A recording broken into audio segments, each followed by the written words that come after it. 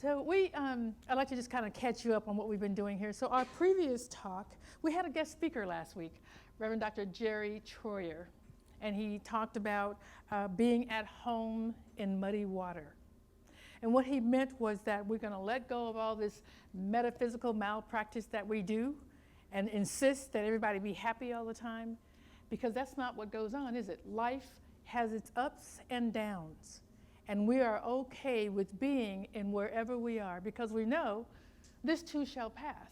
And whatever we are doing and whatever we are in, Spirit, God, George, whatever you call that which is greater than yourself, is always with you, seeing you through, carrying you through. It's going to be all right. But it's okay for you to be there. It's okay to be sad, to grieve, to be joyous, to be all of the things that we are as human beings. And that's what he was sharing with us last week. He also shared with us in a workshop, and I can't remember, does anybody remember what the name of the workshop was? I can't remember. It was great, whatever it was. It was wonderful. I was so busy talking, I can't remember what it was talked about, but it was wonderful.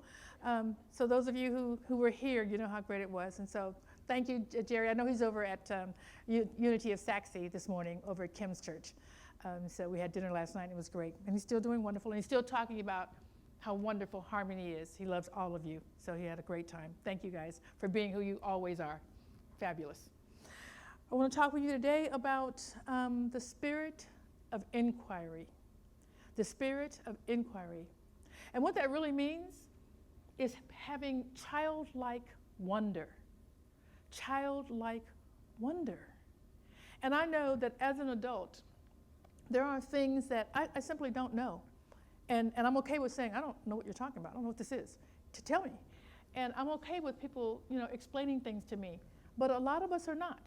For whatever reason, we seem to feel like to be a grown-up means that you know everything already. And that, right? And that's a mistake. Because we can possibly. There's too much in this world to know. And there was there might be a quote here I'm going to be talking about. So I'm not going to say it here. I'll try to save it for later, but I'll say it whenever it comes out, because that's the way it goes.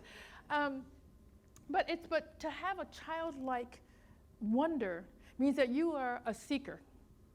That means you're a seeker. You understand that you don't have all the answers, and you are open for the answers coming wherever they come from, whether they come from God or His individualized expression in the form of you all. However it comes, you're willing to hear that, to know that, to ask for help. I want to just share with you a few of the stories that I have, and most of the stories that I have are about children, my grandchildren and all of that, and myself being goofy. But I remember one time when my grandson, and I want to say he was 5 or 6, I can't remember, they were moving, and they'd gotten a U-Haul, and so he's 23 now. So that was almost a little less than about 18 years ago. 18 years ago. So they had rented a U-Haul. And he's in the car. He's in the front with his, he's getting in the car in the front seat with his father, and he's rolling down the window. And it has a crank. He's rolling it down, and he's like, oh. And says, Grandma, come look at this. Can you look at that? He was just rolling it down and rolling it back up. He was just fascinated by the crank window because he'd never seen it. He'd never seen it. And one of the things that I love, one of the shows that I love to watch, and I watch it on YouTube sometimes because it's so funny, is when someone, and generally it'll be a host like Ellen DeGeneres, and she'll have like a millennial, and she'll have what am I? Shut up, you. No, you're exactly right. She does do that. But she'll have a millennial, and she'll have a baby boomer. And so the boomer is looking at millennial stuff, and the millennial is looking at baby boomer stuff, like not even reading a map, opening and folding, refolding a map. Now, first of all, not many of us can do that anyway, but it is hysterical. And what was really hysterical was watching them dial a phone. Oh my God. And so this one girl, she was so cute, and she had long fingernails, and there was a lot of zeros. I know Ellen did this on purpose. There was a lot of zeros in the phone, and so she went and she's dialing, and she's just carrying on and dialing and dialing and dialing, and she's waiting, but she never picked up the receiver. right? Because you don't, right? With a cell phone, you don't. And so she's just dialing, she's waiting for it to ring, and it was so funny. And that's kind of, but she was okay with it. She was good to learn what's going on. And baby boomer didn't know something, I don't know what it was. I don't know if it wasn't a Walkman, it was something, the stuff that they use, whatever it is. He wasn't able to do it, so I can't even recall what it is, because I'm a baby boomer, so I don't even know what all those things were. But it's just to be able to laugh at yourself, to realize I don't know everything, and to be open to what exactly is that? How do you know? And I remember the first time that my sister called me, because I'm not in, she worked for Verizon. So she always gets the latest phones, the latest, whatever is going on. So I would call her. The first time I called her, and I dialed the phone, I called her, and she said, hey, Pjae, what's going on? How'd you know it was me? I didn't have caller ID. I didn't know caller ID was happening. And so I was just oh my God, this is a miracle. How'd you know it was me? And just carrying on. So, I mean, it's just joyous to be open to learning something new, to realizing you don't know everything, and it is okay. And it is okay for you, and it's more than okay, it's good for you to be a seeker. And when you don't know something, we could just ask. We could just ask. I get into the middle of conversations with people a lot. But just because the way my mind works, I'm tracking your conversation. You're telling me something, I'm tracking it. I'm right there with you until I'm not. And when you say something that I don't know, you use a word that I don't understand, I'm stopped in the middle of the conversation. I have to ask to stop you. I'm sorry. What is that word? What do you mean? What does that mean? What is up? Because when you give me directions, I don't know what up is. So what do you mean when you say, right? I mean, people say go up the road. We do that a lot in Texas. It's up a ways a piece. First of all, what's up and what's a ways a piece? You know what I mean? So, right? So I have to stop and ask, and I don't feel bad about not knowing. I don't want to pretend that I know what you're talking about and then not go where I'm trying to go, because I haven't understood what you said. I don't understand it. So I stop people all the time and ask them I'm sorry, I'm not from around here. I don't quite understand what that means. And so it's great. The other thing that happens when you do that, when you ask people, what do you mean? What do you know? What are you saying? You actually honor them and what they know. And I was talking to someone, it could have been you guys, I can't remember, I was talking to someone the other day about music and how music works, and am I nervous on stage and things like that. I used to be, but when I first, because I didn't think I could sing, that was something that came to me later. I didn't realize I could sing, and so the first few times I was on stage, man, I had nervous, like what they call it, flop sweat. Man, you didn't want to get within 2 feet of me because I stunk. Because I was so nervous, Now I can just get it. He said this morning, he said, do you know the background for this song? I go, just poke me and just tell me, hey, girl, get after it. And I'll do it. It's fine. It'll be okay. So I'm very calm about it now, but at the beginning I was very, very nervous. So I really love to honor what people can do and their gifts. So before I left Thailand, I had a band and I wanted to create some backing tracks that I could come here and continue to do music. And so I just invited some musicians that I love. I know that they do good music. I had a great pianist, a great saxophone player. I had wonderful musicians, and I asked them to come in the studio and do some tracks for me. And so they would get in the studio and they would say, so what do you want us to do? I want you to do what you do. That's why I'm not the saxophone player. So you hear the music, go in the studio, right?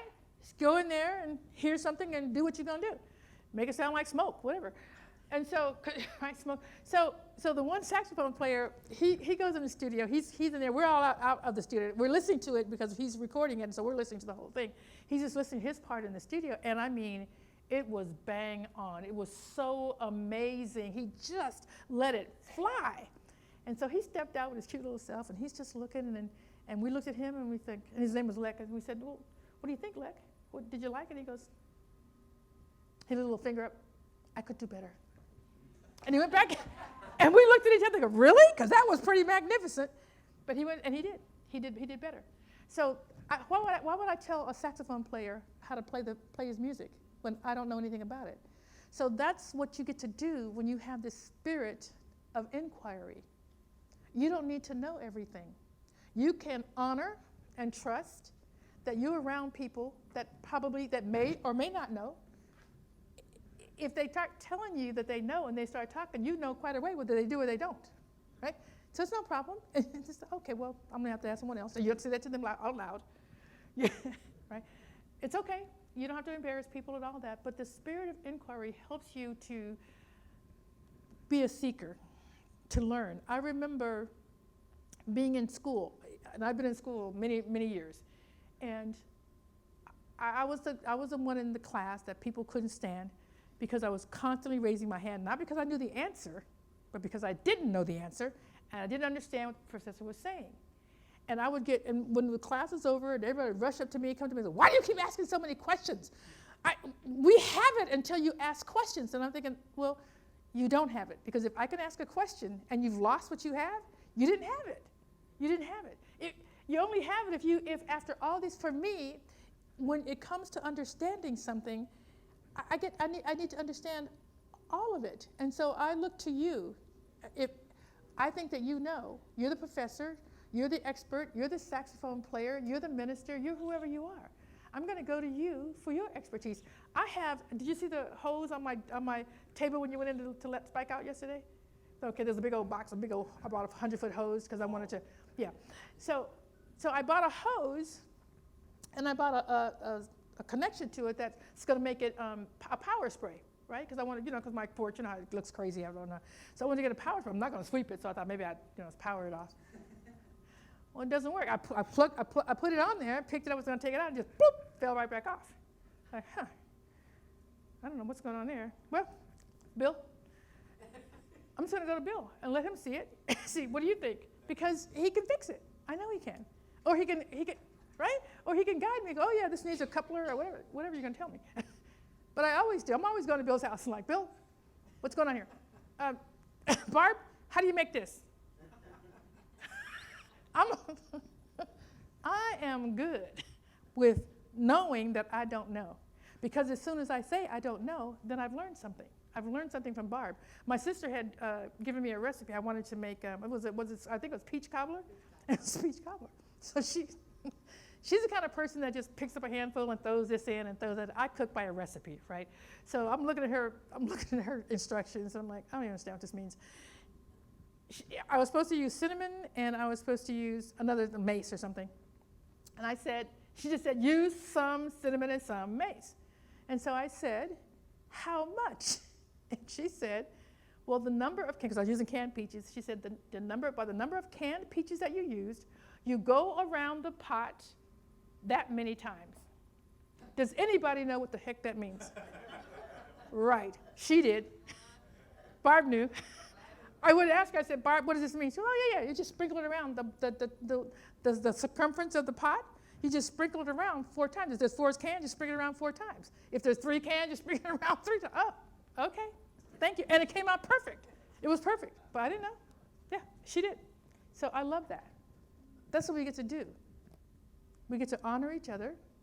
You get to calm down and relax, because you don't need to know everything. I go to this one right here, Pat, all the time when I need stuff. I'm like, Pat, I need a new purse. Where am I going? Oh, yeah, girl, there's a sale over here. I'll go with you because I need to buy some stuff myself. I call on everybody. If you know me and I know you, you know I've called on you for something. I just called on Igor this morning. I'm like, Igor, I need you to write some music for me, because we're doing a podcast, and I need some music. Can you play some music? Oh, sure. Well, next week I'll come back with some music. Great, thank you. Who can play piano that you know of, that you know personally better than Igor? Right. Why wouldn't I ask Igor to do it? Why wouldn't I? Yeah, exactly. Do you see what we have here? Do you see what we have? A plethora of bright, smart people that have lived a while, that know how to do things. Why would you feel like you need to do it all yourself? You don't. The spirit of inquiry says that you can ask. You can open up, that information is out there and available to you. And because we belong to this group together, we get to ask each other. We get to help one another. That's a part of what happens there. So this week, I had a very complicated and emotional family issue. And I wasn't sure how I was going to get through it. In fact, when I came in on Sunday, I was very upset. Jerry, I think actually Jim gave me some space and had me sit in my car before I came in. Jerry talked me through it a little bit. Still always upset. And I called my girlfriends. You guys know I'm talking Kim and Melinda. And I said, I need a meeting. I feel like an AA person. I need a meeting. Because it was very complicated, and the way that how my feelings were, I was all in my feelings, and how my feelings were, I wasn't going to have a good conversation with the person who I was having issues with. It wasn't going to be a good conversation. And I'm in a relationship with them, and I want to have a long-term relationship. So I'm not going to talk to someone when I'm not in the space to talk, and acknowledge that. And acknowledge that I have friends who can show me a different perspective, which they did. So I shared my perspective, and they shared several different perspectives. One perspective that I've never thought about, and they told me, this is something you probably don't even know that you do. All right? And any of you who have been around me and my family, you probably have seen this. She said they couldn't even name it, they just said there is a thing there's a thing that happens when you're around your family. And you're very welcoming, you invite people in, but for someone to step into that circle with your family, they have to already be grounded themselves. They already have to be grounded with who they are themselves, or they'll feel like an outsider, even though you've invited them in. Because there is this thing that goes on with your family. You guys are talking this language. And I thought, I had to own that's probably true. I never thought about it. I've never even seen it, but I'm involved in it. So okay. So that means that the person I'm trying to talk with feels like an outsider, not because of what I'm doing, but because of who we are together. And I had to address that with the person. I did not know that and would not have known that if I had not asked for someone else's view and their perspective on a situation. Do you understand what I'm saying? The spirit of inquiry. Instead of just stepping in, it's like, no, I'm going to figure this out. I'm going to know. I'm not going to know. My emotions were too far in it. I couldn't see. And I wasn't willing to ruin the relationship because I couldn't see.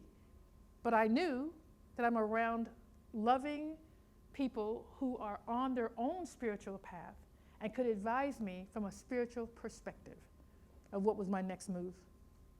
And so after talking with them, I waited a couple of more days and prayed, and then had the conversation with the other family member, and it turned out beautifully. Beautifully. It would not have done so had I not asked them for their help. It would not. And so this is what we get to do. This is what belonging to a loving spiritual community looks like. This is what the spirit of inquiry looks like. You're not alone. We are not alone. You can reach out at any time. Ask for help or ask for someone else's opinion. This is what I see. What do you see? This is what I know. What do you know? And be open to hearing that. It's not about an ego thing, but you also have to be grounded yourself. In order to ask somebody for help, in order to ask somebody what do they see, and then be able to take that in, you have to be grounded yourself. That's why we are constantly doing our own work, right? The spiritual growth is a personal thing. It's you doing your work, recognizing when you aren't all that you wish to be. Not everything I want you to be. It doesn't matter what I want you to be. It doesn't make any difference at all what I want you to be. It's what you want yourself to be. So if you're not showing up the way you claim you want to show up, you get to grow. You get to ask. You get to have the spirit of inquiry and say, what is missing here? What is missing here? That's how we get to do. So what are the action steps? 3. Allow yourself to be vulnerable. I don't know. I don't know. That's kind of hard for adults to say. We're supposed to know everything. But the truth is, we don't know very much. We can't, because the world is too big, and we only live in this little piece of it. We can't possibly know. We can't possibly. So allow yourself to say, I don't know. Seek help from trusted friends and advisors. The word trusted, okay? Because the people that I talk to, I know it's going to stay with us. I know it's not going to go out. It's not going to go anywhere. They're not going to judge me. I didn't get judged at all. At all. That's who I choose to hang with. And number 3, just be willing to learn something new. When you have this spirit of inquiry, what you're saying is, I don't think I know that. How would I know that? How could I find this out? And be willing to do that. So it's okay if you don't know anything. It's okay if you don't know something. It honors others if you ask them for their help. I can't tell you how happy all the guys that I asked to come and record on the CDs that we were recording, all of them. I did the same thing I did with the sax player. I did with the keyboard player, the guitar player, all of them. Do you? I asked you here because you're good at what you do. So do you. I'm going to do me. I'm not going to ask you how to sing. You don't ask me how you should play. Just play it. And it came together so quickly. The producer was just, I can't believe we did 110 songs in 30 days.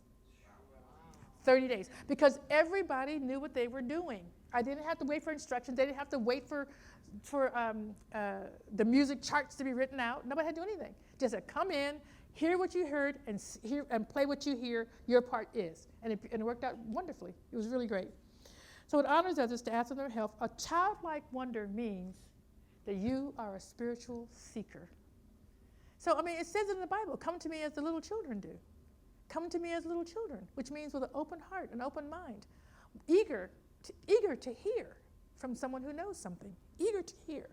So here's a final quote that I want to leave you with, and this is a combination quote. Bill Bryson, and I don't really know who he is either, and Charles Gigna, but this is a great quote, and a little bit of Pjae Stanley, came up with this quote. I can't think of anything that excites a greater sense of childlike wonder than to be in a country where you are ignorant of almost everything. I know when you travel, probably to Haiti, wherever you go, you don't know everything, and you gotta be able to, you have to ask questions. Move through life with a childlike sense of wonder and discovery, and let life surprise you and bring you great joy. Namaste.